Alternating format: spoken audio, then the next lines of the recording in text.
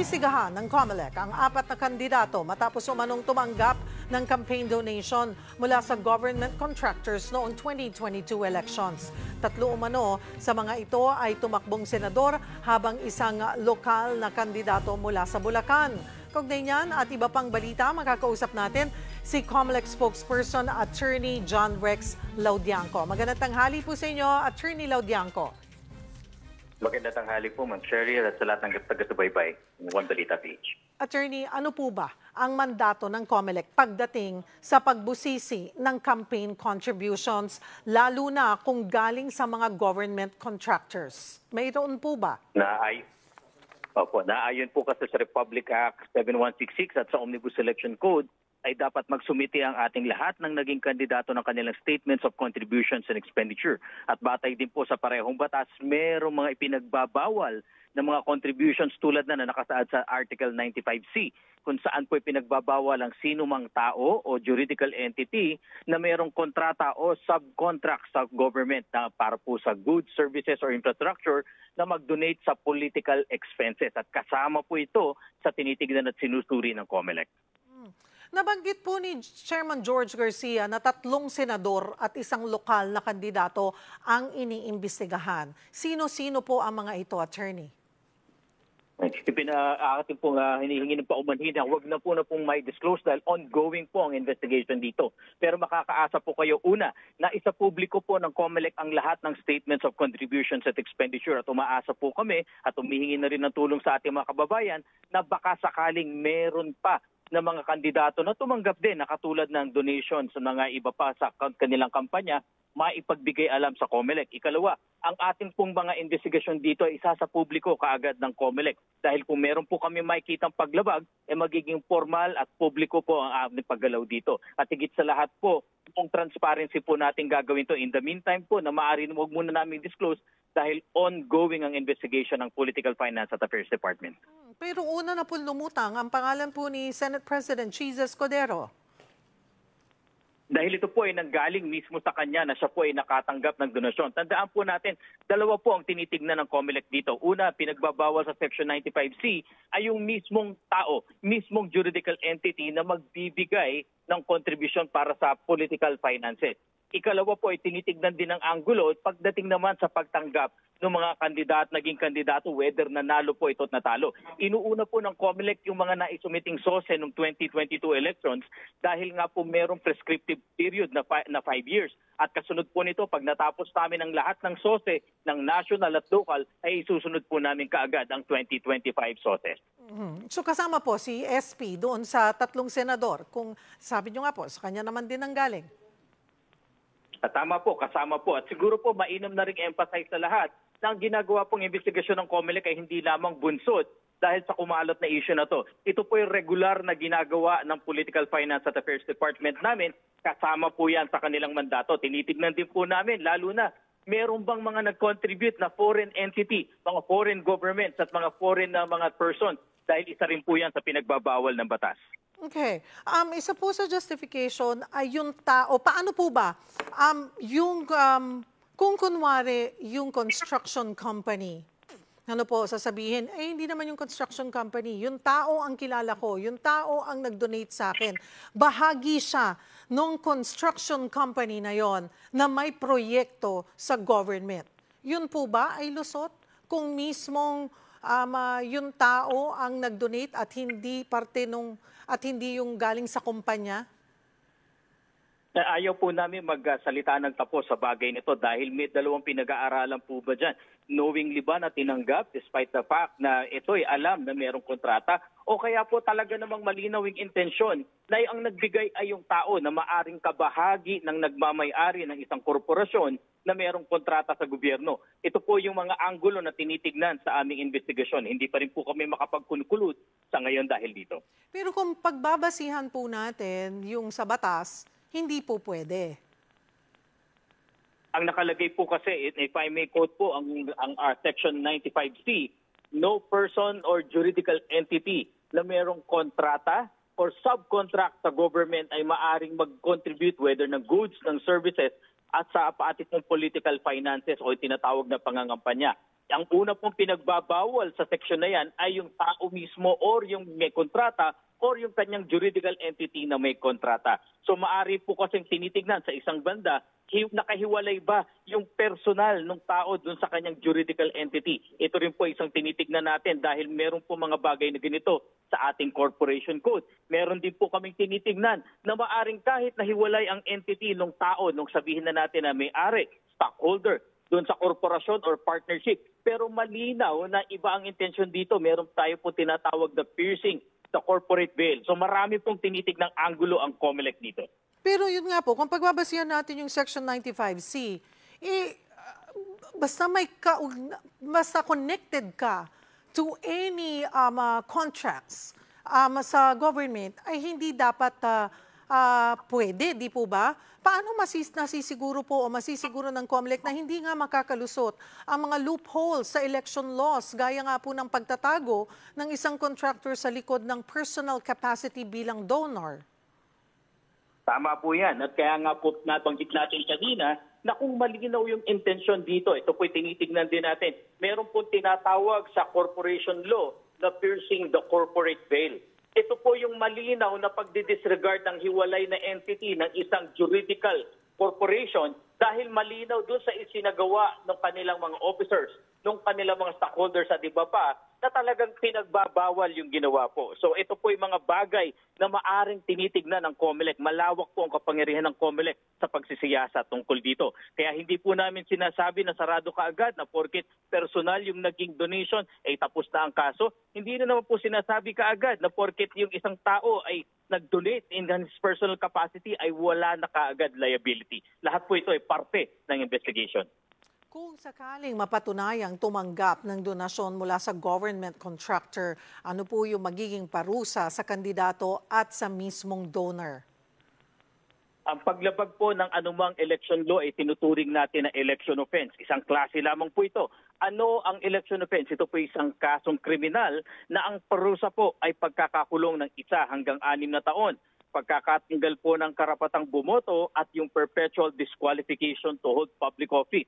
Ganyang kabigat po ang isang election offense. So ang tinitingnan po dito, hindi lamang po yung donor, hindi lamang po yung mismong nagbigay. Maari pong matignan pati yung pong mga tumanggap. So lahat po ay tinitignan ng COMELEC. Attorney Laudianco, ulitin ko lamang po at balikan ko at klaruhin lamang po natin ulit. Sa ilalim po ng Omnibus Election Code, parehong natural at juridical persons ang bawal mag-donate. Sa interpretasyon po sa interpretasyon po ng COMELEC, sakop po ba nito ang mga opisyal ng kumpanya kahit personal nilang pangalan ang ginamit?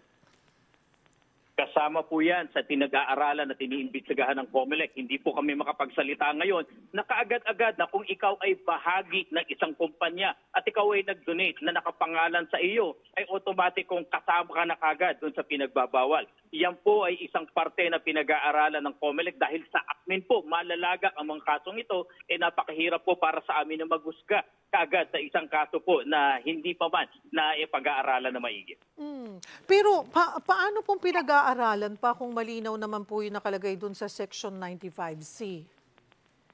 Ito po ay parte ng due process. Lahat po ng isinasampang kaso, lahat po ng pag-iimbestiga ay may pagkakataon pong hinihimay-himay, binabangga sa ebidensya, ibinabangga sa sirkumstansya. At lalong-lalo na po ay maaring magpatawag ang Commission on Elections po ng pagdinig patungkol dito. Hindi po natatapos sa papel at dokumento lang ang maaari namin gawin. And in fact, doon po sa unang gagawin namin ay maaring fact-finding investigation ito. At kung sakaling meron po kaming nakitang basihan, ay pwedeng magsimula ng preliminary investigation ng COMELEC at motu proprio mag-file ng complaint. Napakatulad po ng akin nabanggit kanina, malawak po ang kapangyarihan ng COMELEC sa pagsisiyasat sa bagay na ito.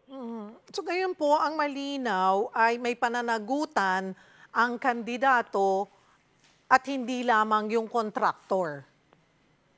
Ang malinaw po sa Section 95C, ang pinagbabawal ay yung tao. Ang pinagbabawalan ay juridical entity na merong kontrata. Yan po muna ang sinisiyasat po natin dahil yan po ang import ng 95C ng Omnibus Election Code. Kung mapapansin po ninyo, dyan sa 95C na pinag-uusapan po natin, hindi po nabanggit dyan yung kandidato at lalong hindi nabanggit kung nanalo o natalo. Ang binabanggit po dyan ay yung magdodonate. Sa ibang parte ng batas po natin makikita pagdating naman po doon sa mga pwede at hindi pwedeng gawin ng mga kandidato.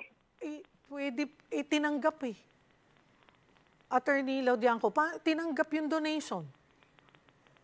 Tama po kayo, kaya nga po pinapaliwanag po natin dito, yung 95C, ang pinatutungkalan po nito ay yung nagbigay.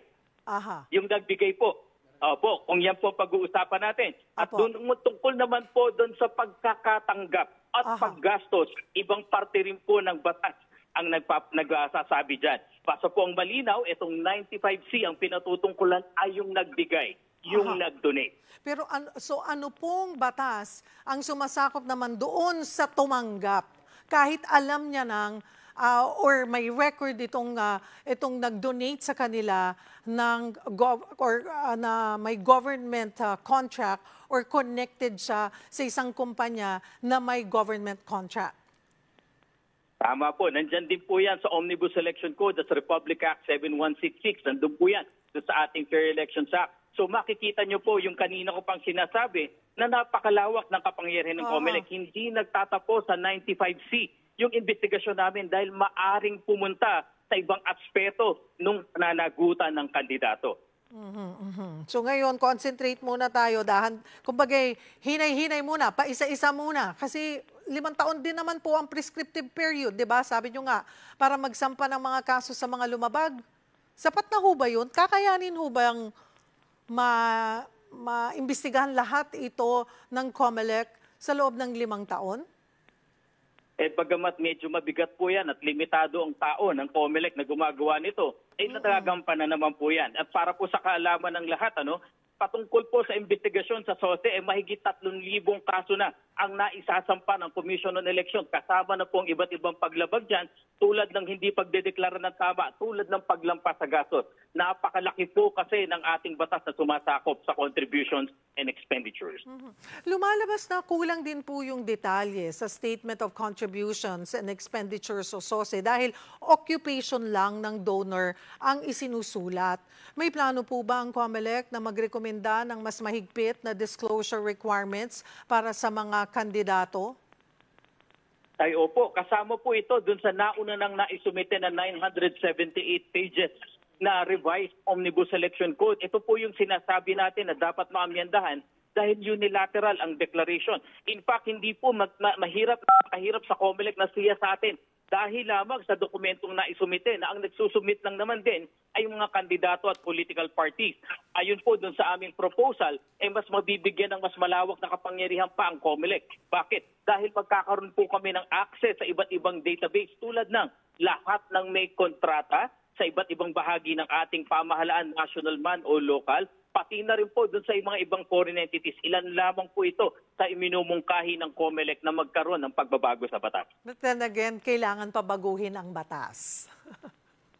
Tama po kayo. Dahil yan nga po yung kinakaharap natin, napakalimitado po ng ating mga batas patungkol sa election code. And in fact, kung pinakabago po nating batas dito ay patungkol po sa postponement ng barangay at pati na rin paglilipat ng ating BARM elections. Yung pong mga ibang batas na aming sinumite pa noong 19th Congress ay muli po namin isusumite ngayong 20th Congress. Okay, but for now, kahit na po ang nakalagay lang, nakasulat lang, ay yung occupation ng donor, hindi naman po hihinto lang doon ng COMELEC. Yun lang, dagdag trabaho ng research. Okay, ano ba, kung inilagay niya, isinulat niya, ay kung ano ang occupation, you go beyond that. Kunwari, nilagay lang businessman. So, kailangan matignan kung sino nga bang businessman to, ano bang klaseng business ito. Baka nga connected sa government. Yun lang, extra work po sa COMELEC. Tama po kayo. Kung mapapansin niyo po, ang tanging paraan para malaman ng COMELEC ang mga kontrata sa pamahalaan, kami po'y pupunta dun sa ating PhilJEP's website. Pagkatapos po nito, iisa-isahin namin yung ating pong mga stockholders o yung tinatawag na Articles of Incorporation para malaman sino ang may-ari. At dudulog pa kami sa ating Securities and Exchange Commission. Medyo masalimuot po kung titignan ninyo ang proseso. Kasi pwede pong, kunwari, si Cheryl Cosim, ang donor, kunwari, ayan, donor, o negosyante, lalagay ko. hahanapin niyo ako ngayon doon. Kung ano ba ako doon sa mga kumpanya or nandun ba ako sa mga kumpanyang may contract, may contract po sa government. At yun po ba ay regardless po kung ano lamang siya doon sa kumpanyang yon o kailangan mataas ang posisyon. Kung maliit lang ang posisyon or ano ay wala na pong pananagutan. Hindi lang po sa gano'n na taas o baba ng posisyon. Tinitignan po natin kasi yung actual involvement niya doon sa mga kontrata. Ganyan po kasalimuot ang gagawin ng COMELEC na maaari kaming pumunta sa iba't ibang ahensya. At kung titignan niyo po, Ma'am Cheryl, ang bagay po na ito ay kadalasan yung nabanggit nyo. Hindi naman po isinusulat yung korporasyon. Nilalagay lang yung businessman. So magsisimula kami sa pangalan, hahanapin sa mga kontrata, hahanapin sa Articles of Incorporation. Medyo talaga pong napakaraming trabaho ang gagawin dito.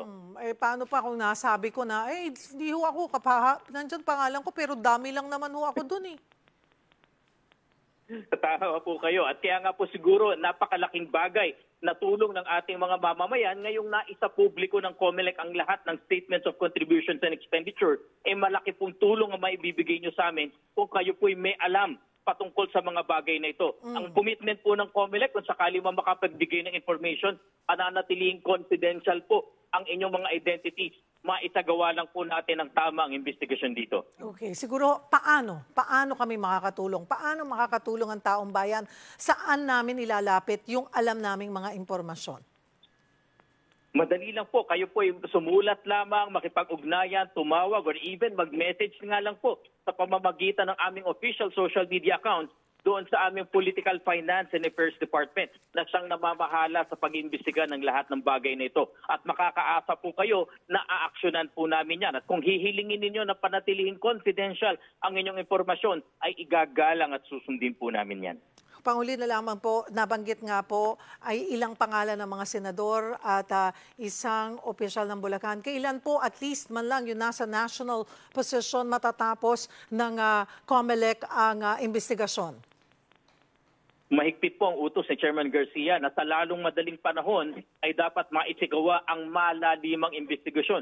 Ang habol po kasi ng COMELEC dito ay hindi mababaw na investigasyon, kundi yung investigasyon na malaman natin meron bang sapat na basihan para tayo magsampa ng kaso na titindig sa korte. Dahil ultimately, kapag ka election offense mo pinag-uusapan, kailangan ang bagay, ang ebidensya, ang facts ay tumindig sa korte. Ito po ang layunin ng COMELEC.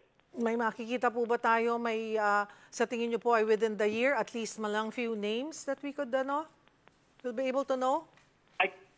Kami po ay nakakasiguro na bagong matapos ang taon na to ay marami na pong natapos at nasimulan yung pong ating Political Finance and Affairs Department. Mabilis po ang development dito at makakaasa rin po kayo ng regular na update namin sa bagay na to. Dahil ito pong mga ganitong bagay ay talagang isa sa publiko ng COMELEC.